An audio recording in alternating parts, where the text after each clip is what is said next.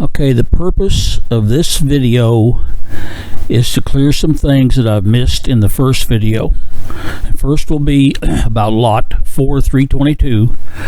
Now this is a map of the Crystal Lakes where we are, and the double line that you saw there is a walkway, a public walkway, and the lot to the right, or to the top of it, is our first lot. And then the next two, okay, they've got the tape on them. The walkways at the bottom, those three are where the cabin is, and 392 up there is, there's a house, and then 391 is where the cabin is. And then the tape on the right side is 4322, which is our corner lot. So we have four total lots, and we're going to do a walk and look at the 4322 lot. And it's at Eagle Rock and Beachfront, and that's the road that goes up. It's pretty rough right there. Now this is sped up, so don't get jumpy on it. But we're going to do put the wheel down and go from Eagle Rock up to where those lines show that the approximate ending of that lot, and that was right at the driveway of the neighbors, and it shows up to be a distance of 144 feet, which I'm sure is more than what the lot is, but that's still a pretty good jag. So now we're going to take the tractor and we're going to go up Eagle Rock with the tractor, and the land on the right side is the lot. And this road is rough, but the city has a road grader that they will use if you want to do something. They'll come and help you with the roads and stuff. But up at the top here is Apache. Now I'm going to take the wheel and go back down the hill, and there are three lots between Apache and Beachfront. So we're going to take that distance of 270 feet divided by 3, and that's a 90-foot width on the corner lot, and the length was it said 144, but I'm sure it's shorter than that. And that's the neighbor's place. Then down there to the right is our three lots down around that curve, and they run a couple 225 feet down around. So June 25th, okay, I have to dig out the water meter to find it. It's hidden in the brush, so I've loaded up the tractor. I'm going to take it up, and we're going to work on finding the water meter and the water can. I had it shut off in 1997, and the water company still has my deposit, so I was pretty well assured of getting service because they'd had my money for 25 years. I almost made it. I made it to Vibbard, and I was running 45 mile an hour and the tire blew. And there's that tire right there. And so anyway, I changed the tire and finally got the tractor up there and got it covered up.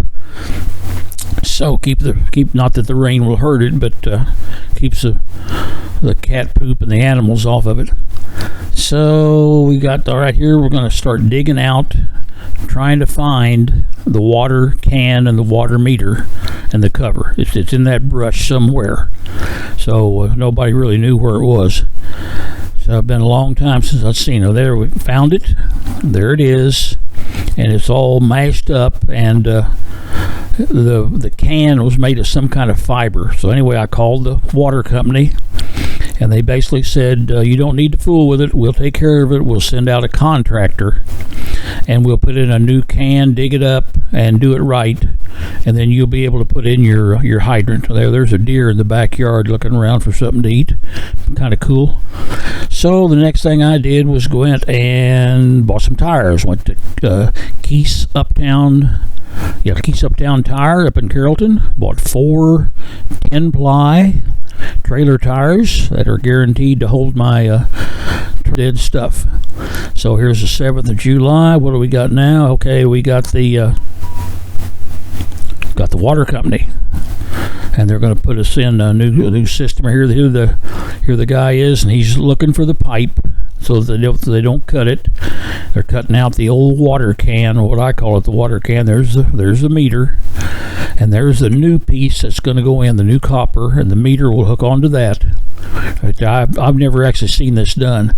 Anyway, he's found the pipe, and what they're going to do, they're going to cut that pipe live. It'll be live, and then they're going to slip a fitting on there. That's the water there coming out, and they're going to slip that fitting on it, and then tighten it down, and then use that right there to hook into the water meter. Now you can see the pressure is ungodly up there. I never saw water pressure like that.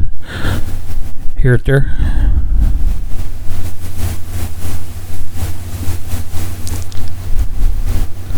So anyway, here they've got it fixed, and they're hooked in, and he's getting tightened down the coupling, and he'll be putting the meter on here in a little bit, getting her all leveled out.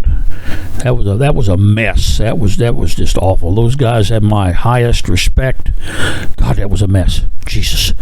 So anyway, he's tightening the meter down, and there's the new meter can. And he'll put the lid on it here, and the top on it. Throw a little dirt in, and then they'll be done. And I've got to dig on the other side of the can down that way to run the hoses for the hydrant and stuff.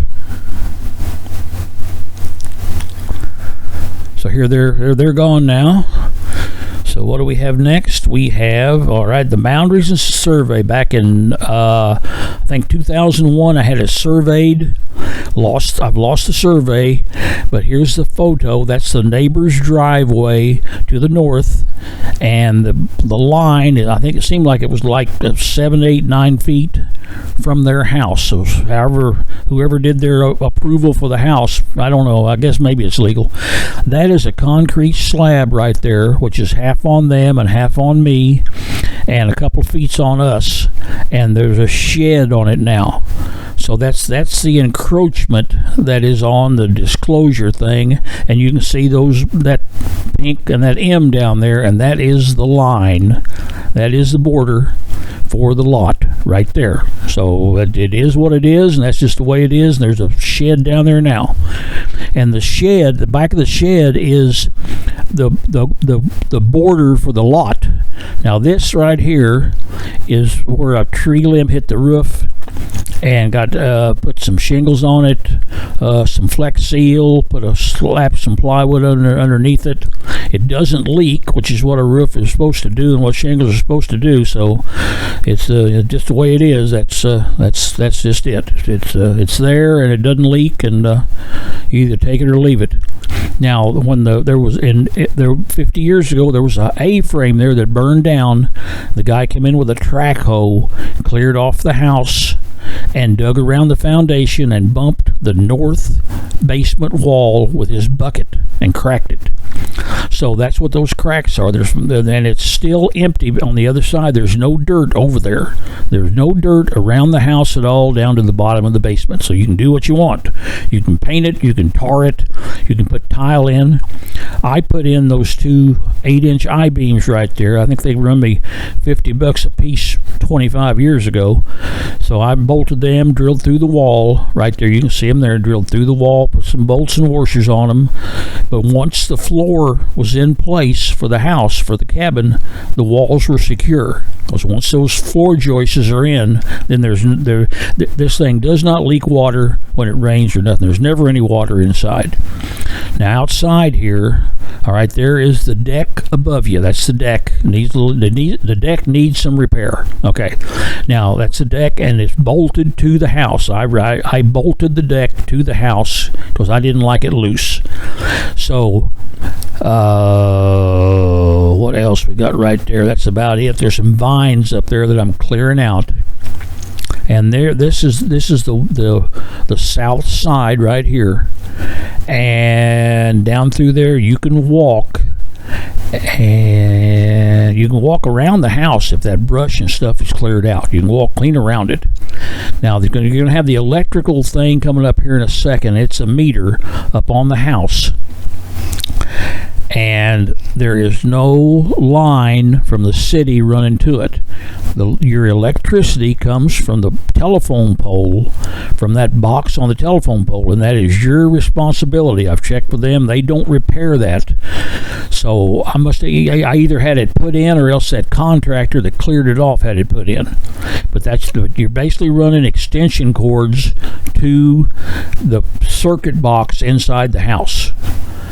And you can have it changed and have the city come out. There's your meter, and it's above the box, and then there's your cords that run to the house, and cord's a cord. There's your meter box on the house, and you can have the city run a line from their telephone pole underground if you want to pay the bucks. I have no idea what it would cost, but I don't think that they will do it for nothing. So there is, what else we got on here? That's the meter box and the electrical. And it anyway, the cord runs to the sewer. There was a septic system there, and that's a stool that goes to the septic system. And there is your clean out. You want to know where the clean out was? It's underneath the stool right there. It goes down into the septic. The septic has got to be 50 years old. It has to be. I have no idea what kind of condition it's in. Now, there's a lot of wildlife out here. This is the dam at the south end of the lake.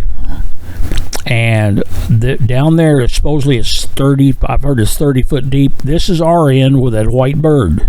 Ain't no 30 foot deep there. We always used a John boat to go out in, me and the grandkids, because you are not going to float anything in that water up at our end.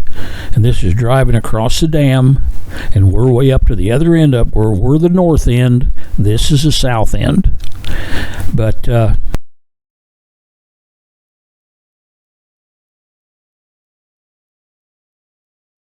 it is what it is, and you either like it or you don't. That's one thing about it. A lot of people hate it out there, and so anyway, you if you like it, you like it. If you don't like it, you don't like it. But thanks for watching, and have a good day. Be safe.